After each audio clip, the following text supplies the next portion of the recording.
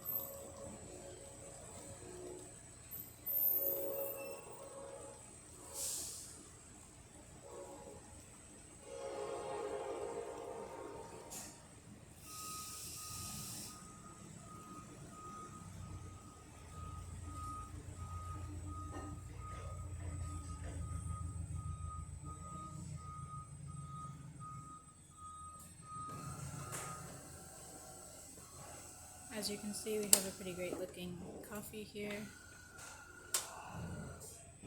and I can also just show you the steam.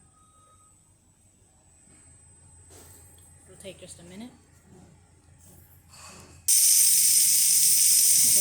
so there's the steam, and that's about it. If you like this video, please subscribe to the channel, hit the like button.